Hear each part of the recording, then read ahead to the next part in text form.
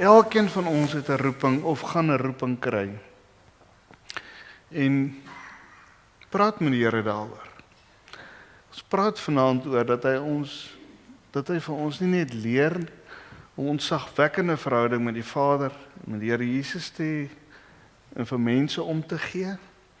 Al dat sy roeping is, sy wil net hê dat ons met die Here loof en prys, saam met hom sing. Dis haar roeping, haar passie. Ek wil 'n sangbediening begin. En sy kon dit nie alleen doen nie. Sy kan dit nie alleen nie. En julle almal wat saam met haar dit doen, het net gesê ek. En dis 'n offer, maar hoe lekker is dit nie om daai offer te doen nie. Dis 'n vervulling, nee, om net te weet ek het sommer vanaand die Here gedien en nie om in die hemel te kom nie, maar sommer net omdat ek dankbaar is vir wat hy vir my gedoen het. Nou,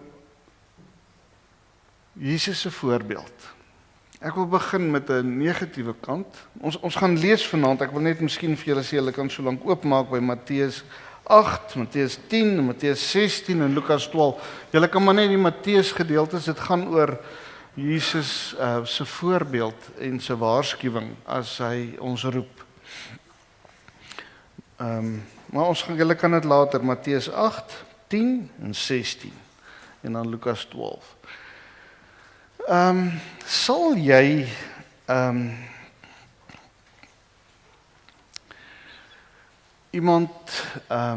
by iemand aanhaak en by iemand wil leer wat nie integriteit het nie? Kom ek vra dit so. Ons het op 'n stadium daar by ons op Witrifuur 'n verskriklike oulike dieetkundige. Man, sy is die pragtigste.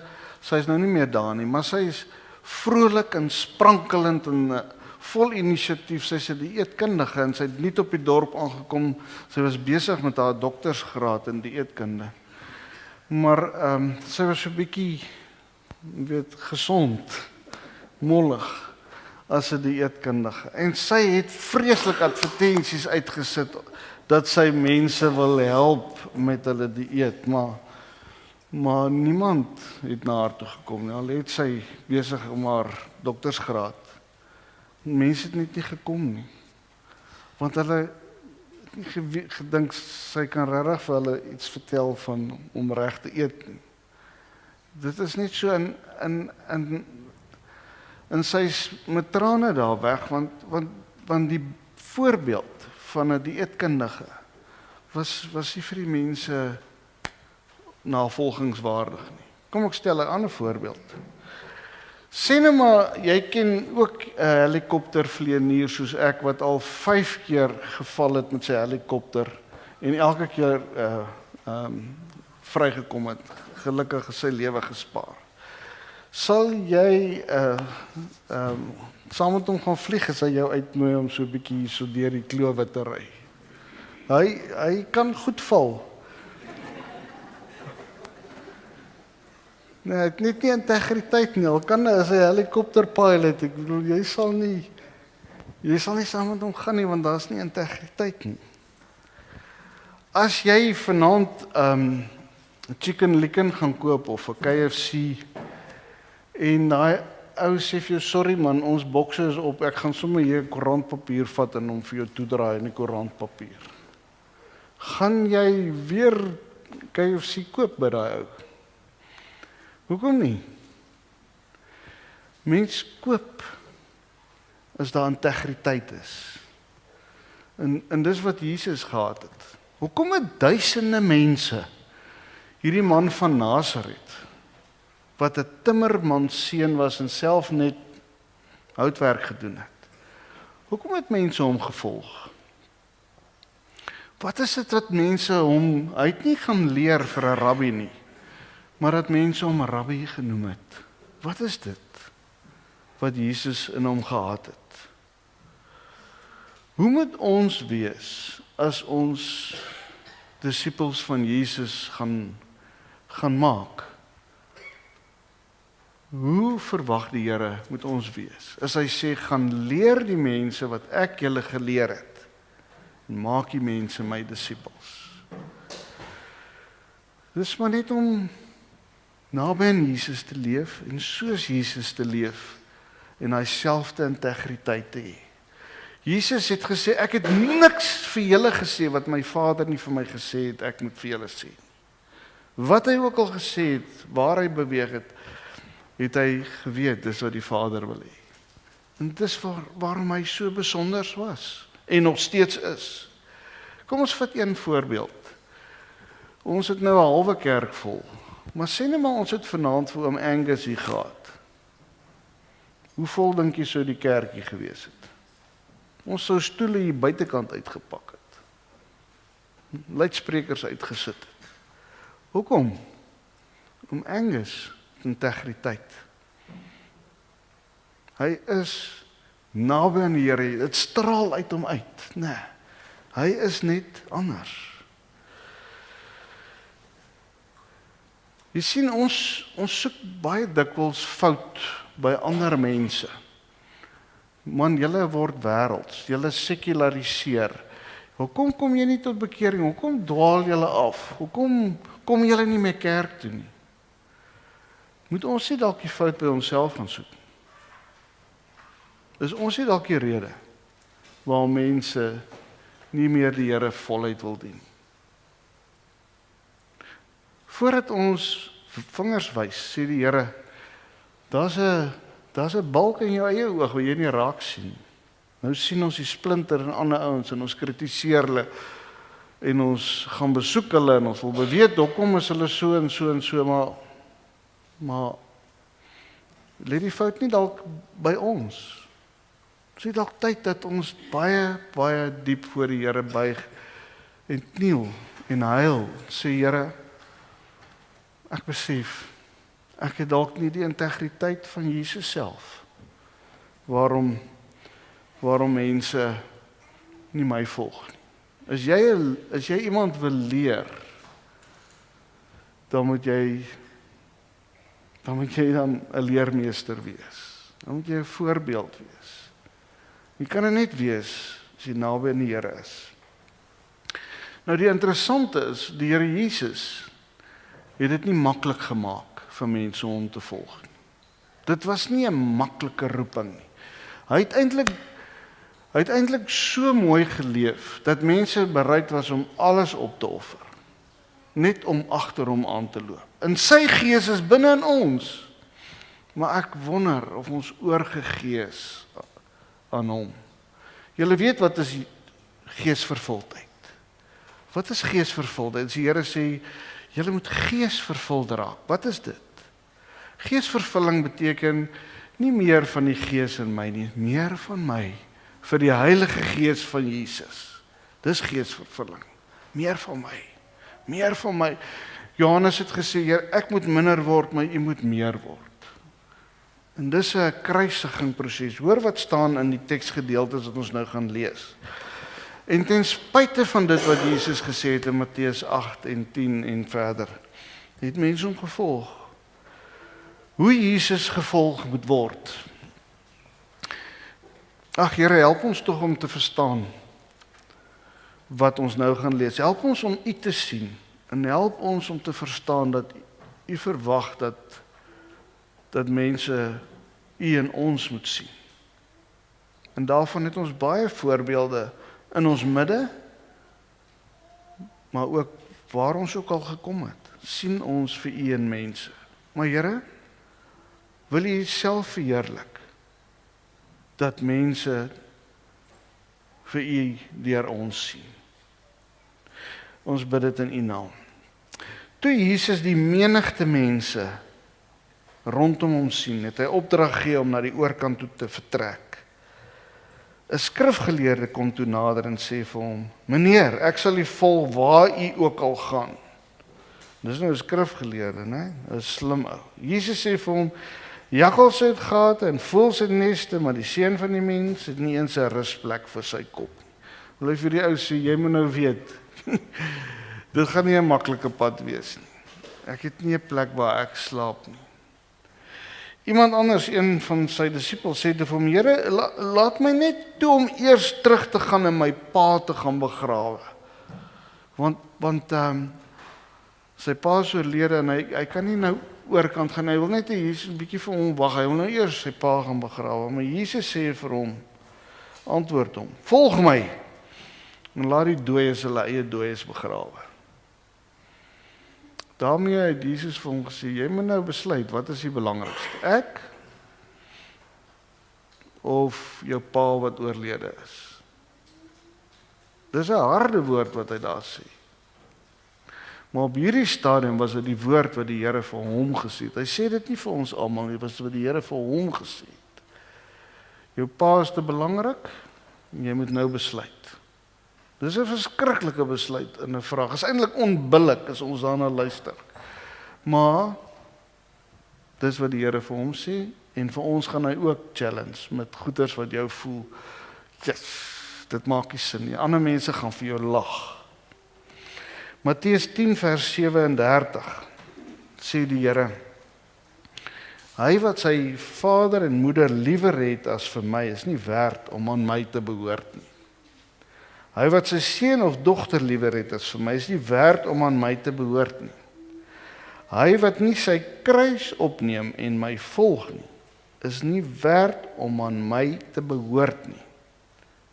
Nou, kruis opneem, vir julle wat nie weet nie, het beteken, ek is bereid om te sterf aan daai kruis. Dis wat 'n kruis opneem. Ek is bereid om te sterf in my wil, is om jou kruis op te neem. Hy wat nie sy kruis opneem en my volg nie, is nie werd om aan my te behoort nie. So ek moet bereid wees om te sterf, my wil te sterf, my belange te sterf. Hy wat sy lewe wil behou, sal dit verloor, en hy wat sy lewe ter wille van my verloor, sal dit vind. Ons dink aan daai John en Mary wat ek net nou vir julle van vertel het, né? Hoe dat hulle hele lewe verander het en vreugde gevind het omdat hulle besluit het hulle breek en hulle is begin om gehoorsaam te wees aan die Here. Matteus 16, toe sê Jesus vir sy disippels. Dis interessant, né? Dis alles Matteus, die tollenaar wat hierdie goeie skryf, wat dit onderstreep oor en oor. As iemand agter my aan wil kom, moet hy homself verloon. Ek is nie my baie belangrik nie. Sy kruis opneem en my volg, want wie sy lewe wil behou, sal dit verloor. Maar wie sy lewe ter wille van my verloor, sal dit terugkry.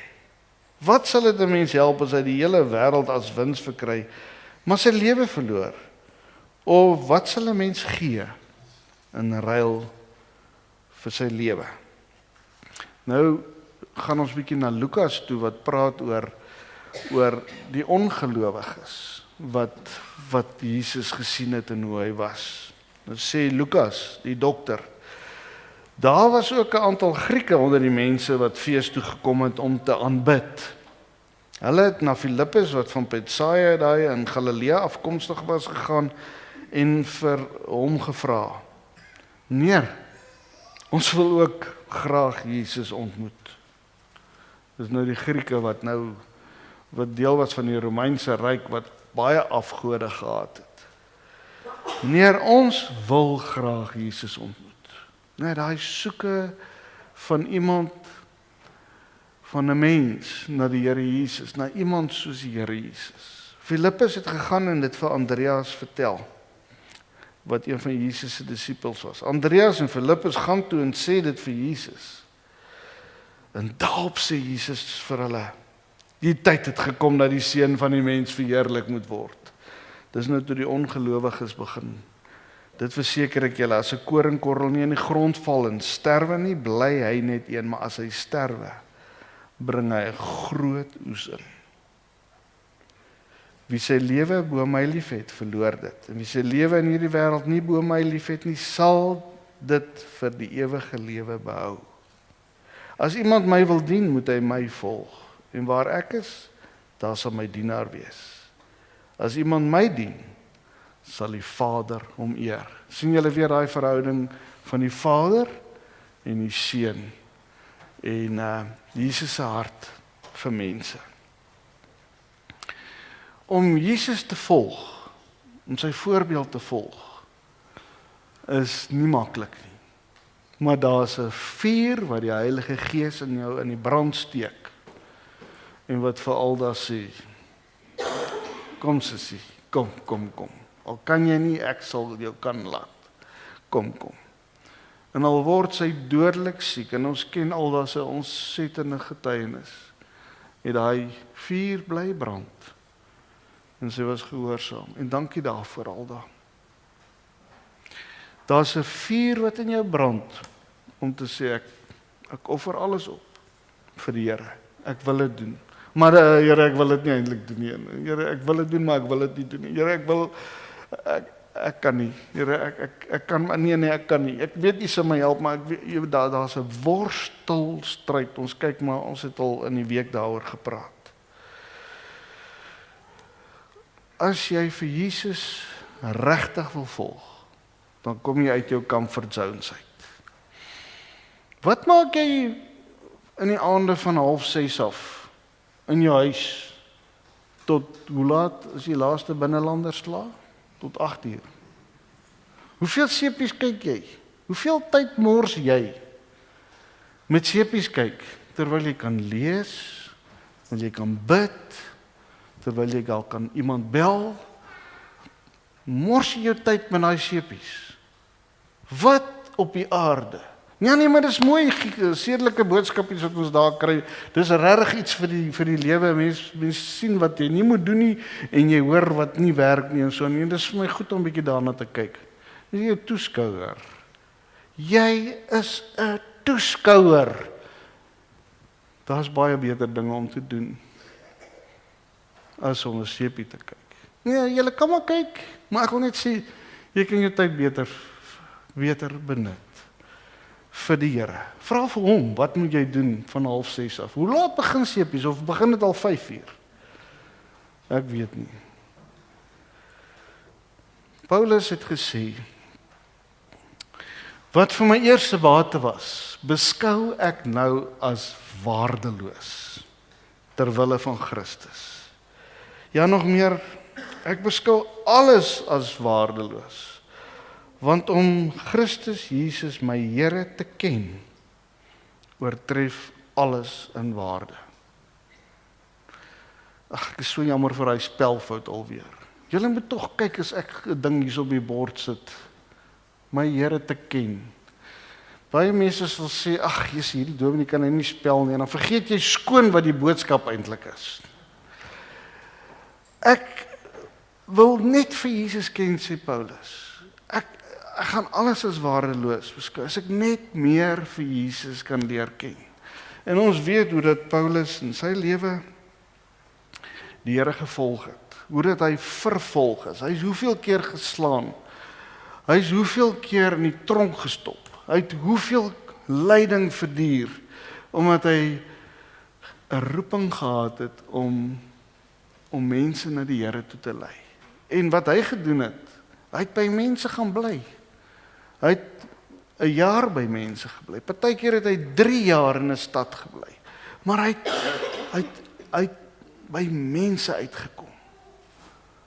Al het hulle hom geslaan, al het hulle hom verjaag, al het hulle wat. En weet julle, Paulus, dis die wonderlikste persoon om oor te lees. Ons het een so dik boek oor Paulus wat Ridderbos geskryf het. Het julle hom gehad? Ridderbos, so dik boek oor Paulus se lewe. Dan besef jy, hierdie ou, hy het 13 boeke in die Nuwe Testament geskryf, terwyl hy eers iemand was wat Christene vir die leeu's gevoer het. Toe het hy besluit, ek volg die Here. 'n Voorbeeld in my lewe wat vir my ongelooflik was, daar's 'n dominee Creur de Pre, hy was 'n dosent bo in Villalonga in Mosambiek, het julle hom geken? Hy het mense in Mosambiek geleer hoe om predikante te wees, maar sy passie was nie dit nie. Sy passie was, hy weet van 6 of 5 onbereikte volke in Mosambiek, wat hy sê, dit help nie, ek staan nie en leer julle van hoe om predikante te word, maar nie een van julle wil na die onbereiktes toe gaan in Mosambiek nie. Dit het in sy hart gebrand. Hy het gevoel, ek is nutteloos deur vir julle oor en oor die goeders te leer, maar julle gee nie om vir daai onbereiktes nie. En hy nooi my toe om saam met hom na die, ek dink dit was 5 of 6 onbereikte stamme in Mosambiek te gaan. Dit is ongelooflik, né, dat daar mense is wat nog glad nie van die Here gehoor het nie. Julle, ek dacht toe maar, hier is 'n lekker tyd, ek vra af vir my kerkraad, dit gaan 'n lekker vakansie wees, ons gaan oral in die plekke ingaan wat interessant is, maar om saam met Creer te Pre te gaan, was 'n ander storie. Hy gaan waar 'n 4x4 Land Cruiser nie kan droom om te gaan. Dit is onmoontlik om daar te beweeg. Ons stap daar. Hy kom op plekke waar ons oor 'n rivier of 'n delta moet gaan, en sê hy, hoe gaan ons hier oorkom? Maar hier is 'n bootjie wat lek. En ek moet net so ver as hierdie bootjie geroei word, moet ek die water uitpomp. Maar ons gaan na daai volk toe, daar, hulle is onbevolkde, bly daar in 'n delta in Mosambiek. Maar om saam met Creer te Pre te kon gaan en te sien hoe dit hy elke onbereikte volk het hy in daai tyd bereik, en ek moes video-opnames maak. Was net 'n belewenis. As hy my weer nooi, gaan ek weer saam. Al is dit 'n ontwrigting. Maar om vandag terug te kyk en te sê, al daai onbereikte volke het nou predikante wat hulle bedien. En het 'n hele wêreld wat ingekoop het om vir die predikant en die sendelinge te voorsien. Maar Creer te Pre het net 'n passie gehad vir daai mense. En dit was vir my 'n voorreg om saam met hom daarin te gaan. Want hy was navolgingswaardig. Kom ons kyk na Jesus. Wat 'n voorbeeld wys hy vir ons? Hy kom by 'n plek en hy sê vir sy disippels, hierdie mense moet nou honger wees. Wat gaan ons doen? Vra hy vir sy disippels, wat gaan ons doen om vir hulle kos te gee? En ons daar 5000 mense. Hy het 'n passie gehad. Hierdie mense is honger. Dan sê hy vir sy disippels, wat se plan gaan julle maak? En dan kom hier 'n seentjie en dan sê hy, ek het 3 brode en 2 visse. Ag Here. En dan vermenigvuldig die Here dit. Net een seentjie wat, hoe onbenullig is dit om nou 3 brode, of is dit 3 visse en 2 brode, of is dit 5 visse en 3 brode? Wat is die regte getal? Ek weet daar word 2 keer gepraat daarvan. 5 brode, dankie Dominee Natasha. 5 brode en 2 visse. Maar dit maak nie saak nie. Hy bid tot sy Vader, en die Vader laat net 'n ding gebeur. En daar's vir almal kos. In ons gemeente is daar 'n John Robinson. Hy kom na ons toe, hy sê vir ons, ek het 27 vigswesies gesien by 'n kerk wat nie meer 'n oupa of 'n ouma of 'n pa en 'n ma het nie. Hulle bly in huise in die swart area. Hy sê vir ons as kerkraad, kan ons nie vir hulle eenmal in 'n week kos gee nie. Ons sê natuurlik, ons kan regtig dit doen. Kom ons vra die gemeente. Gemeente sê dis reg, maar kom so oor 2 maande en dan vertel julle vir ons. En ons nooi die gemeente om saam met John en Antoinette vir hierdie vigswesies op 'n Vrydag te gaan 'n ordentlike bord kos te gee. Na 2 maande kom John en hy praat weer met die gemeente. Hy sê vir die gemeente baie dankie. Dit was verskriklik lekker om hierdie kinders kos te gee. En daar was ander kinders wat ook bygekom het. Dit het later so 79 kinders geword, sê hy, want oral het van die kinders gehoor. Hy sê vir ons, ek wil net vir julle een ding sê. Ons eet 3 maal op 'n dag. En ons gemeente gee vir daai mense, daai vigswesies, 1 ete in 'n week. En ons eet 3 maal op 'n dag. Hy sê gemeente, kan ons dit doen? Kom ons gee elke dag vir hulle kos. Dis net 79. Net 79 elke dag. Wat sê julle? Nou staan John daar. Hy's eintlik 'n Engelse lidmaat van ons gemeente. Jy ken hom, John. Hy sê, let's take a step in faith. Want ons gaan vir hulle sorg, elke dag. Ag, om 'n lang storie kort te maak, op hierdie stadium is daar 2600 vigswesies in 6 verskillende gemeentes in die swart areas, wat ons elke dag voor 'n groot bord kos gee. En die hele gemeenskap van Witrifuur dra by en sê, hierdie NG Kerk is ongelooflik. Kyk wat doen hulle vir vigswesies. En dis net 'n Engelse lidmaat van ons wat net gesê het, ek het 'n passie, wil julle nie my help nie. En daai vigswesies kry nie net kos nie, hulle kry die evangelie, ons help hulle met raad, ons help hulle met hulle skoolgoeders, ons 'n hele omvattende bediening. En ons lei die kerke ook op waar hulle kos kry en waar hulle kos gemaak word, maar dis net fenomenaal. Die hele gemeenskap is betrokke. Maar een ou wat gesê het, kom saam met my. En sy integriteit het net baie mense gelok. Jesus het 'n hart gehad vir honger mense. John Robinson, hedendaags, hoe voel julle oor mense wat honger is in die omgewing? Wat doen ons aan mense wat nou dalk in die wintertyd gaan koud kry? Kan ons net vir hulle bid? Ons kan nie net bid nie. As jy bid, dan moet jy gaan doen ook. Behalwe dat Jesus hart gehad het vir mense wat swaar gekry het, het hy ook vir mense wat bang was, vir sy eie disipel wat bang was, geleer om te vertrou. Onthou julle daai keer toe Jesus op die see was en het begin die storm losbreek en hulle het almal bang geraak en Jesus slaap? Toe hulle hom wakker maak, toe vra hy vir hulle, kom as julle bang, klein gelowiges, en hy kyk hierdie storm aan en hy bedaar die storm. Kan ons dit ook doen? Natuurlik, want die gees van die Here is in ons. Daar's nie 'n storm wat te groot is. Daar's nie 'n Goliat wat te groot is vir ons as ons in die naam van die Here praat nie. Maar ons moet die voorbeeld wees. Of praat ons saam met die wêreld oor die negatiewe goeters in die nuus. Skinder ons saam met die wêreld oor die EFF en oor Zuma en oor Makashula en wie weet wat se negatiewe goeters en oor die Eskom wat nie werk nie en dit wat nie werk nie.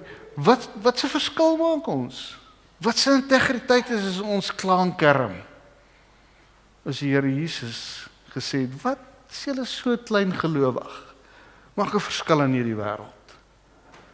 Ek moet 'n lewendige vis swem stroom af of stroom op? Stroom op. Ons gaan nie stroom af nie. Dit gaan 'n verskil maak, dan met ons integriteit. Die Here Jesus het op verskeie plekke het hy vir mense gesê, glo nou net. Jy weet, jou geloof het jou gered. Ons moet in die geloof lewe en mense aanspreek om te glo. Ek dink so aan 'n seun wat vir sy pa sê, pa, ek gaan nie meer vakansies huis toe kom nie. Ek gaan regtig nie meer vakansies huis toe kom. Sy pa sê vir hom, hoekom nie? Hy sê vir hom, pa, ek kan dit nie vat, laat pa bid. En net daarna klaar pa weer nie. Ek kan dit nie klein kry nie. Sê vir my lekker is pa die een oomblik bid, en pa gaan kerk toe, en pa sê glo in die Here, maar pa klaar almekaar, en is almekaar negatief oor alles. Pa, ek kom nie meer vakansies huis toe. Sy pa sê, hy het vir hom yskoud geskrik, en besef maar, hy leef 'n dubbel lewe. Hy sê hy is 'n gelowige, maar dit lyk nie so nie. Jesus het 'n fyn ingesteldheid gehad aan mense wat hom gesoek het. Onthou julle toe hy daar in die straat afloop en klein Saggeus, dalk is hy so groot soos ek, want ek is maar klein, in die boom wille vy opgeklim en daar bo soos 'n luiper daar gekyk, van hy Jesus, ek wil net sien hoe lyk hy. En hy is so nuuskierig oor Jesus, die Saggeus wat nou skatryk man was, so nuuskierig. En wat doen die Here Jesus? Hy gaan staan daar onder die boom, hy stop sy passie en hy sê, Saggeus, ek kom by jou kuier vanaand. Nee, dit was 'n veragtelike ou, niemand het van hom gehou nie. En toe Jesus daai volgende oggend weggaan, wat het met Saggeus gebeur? Hy het gaan hoeveel dubbel keer, Natasha, nou moet jy my ook gaan help, as dit 3 dubbel of 5 dubbel, maar hy het verskriklik dubbel gaan regmaak. Hoeveel dubbel is dit, kan jy onthou? Peter, wie kan, 4 keer, Nee, lyk vir my niemand gaan 'n chocolate kry nie. Wat het Jesus gedoen? Hy het die soekendes raak gesien. Sy oog was gerig op hulle, sy hart was gerig. Hy het alles verander om by slegte mense te gaan oornag. Kan julle onthou hoe sy disippels geleer het van nederigheid? Wat is nederigheid? Is nederigheid skaamheid? Nee. Nederigheid is nie skaamheid. Nederigheid beteken diensbaar. Hy het hulle geleer wat is diensbaarheid. Kyk 'n bietjie wat staan daar in Johannes 13 vers 13 tot 15. Julle noem my julle leermeester en Here, en julle is reg, want ek is dit. Daar wys hy weer vir hulle wie hy is. As ek wat julle Here en julle leermeester is, dan julle voete gewas het, behoort julle ook mekaar se voete te was. Ek het vir julle 'n voorbeeld gestel, en soos ek het vir julle gedoen het, moet julle ook gaan doen. Voete was is nederigheid. En in daai stadium, ons ken mos, hulle het sandale gehad en die stof geloop en hulle het mos so aangesit aan die tafel. Nie een van hulle wou voete was, want daar was nie 'n slaaf om hulle voete te was. Maar Jesus het sy boorkleed uitgetrek en sy disippels se voete gewas en hulle gedien. Hulle het hom nie gevra nie. Daar was nie 'n dominee wat hom uitgenooi het nie. Daar was niemand nie. Hy het net gesien, hier's 'n geleentheid om te dien. Yes. Ek was gisterand, ek kan nou nie onthou wie was dit nie, maar hier was iemand gisterand by die koffie wat stoksiel alleen gestaan het. En die persoon met wie ek gesels het so rondgekyk, hy sê toe vir my, sorry Doom, daar's iemand wat alleen is. Ek weet hy's nie hierso. Ek moet by hom gaan staan. Tja, wat sê julle daarvan? Ons almal staan in groepies en ons kuier lekker en ons los daai alleen persoon, stoksiel alleen, dat hy daar staan. Maar een persoon het gesê, dit kan nie wees nie. Ek moet na hom toe gaan. Wat sê julle daarvan? Dis soos ons almal moet wees. Dis soos Jesus was. Om Jesus integriteit te hê, is om navolgingswaardig te wees. En dis wat die Here vanaand vir ons sê, kyk na my voorbeeld. Hoe dit ek omgegee het, hoe dit ek gedien het, hoe dit ek 'n hart gehad het, hoe ek gepraat het oor geloof. Word meer en meer soos Jesus. En jy sal meer en meer, ons sal meer en meer navolgingswaardig wees. Mense sal vra, leer my nog meer. Alda se pa het altyd vir ons hierdie laaste vers gesê, what you do is what you, het jy hom nie nou op nie. Nou sê, what you do is what you believe. The rest is just religious talk. What you do is what you believe. The rest is religious talk. Hoe is ons? Is ons meer en meer soos Jesus? Amen. Word stil en dan praat jy nou met die Here oor wat jy gehoor het. Antwoord die Here op sy roepstem. Hy gaan doen net wat hy van jou vra. Kom ons word doodstil. Dan praat ons met hom.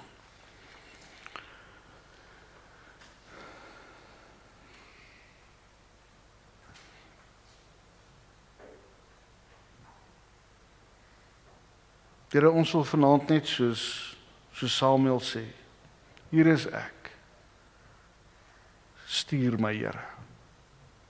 Praat, Here. U diensknegt luister. Wys my, Here. Lei my. Help my, Here, om meer en meer soos U te wees, sodat U deur my U doel kan bereik. Van ongelowiges, nie net gelowiges te maak, maar ook disippels, wat ander disippels gaan maak. Hier is ons, Here.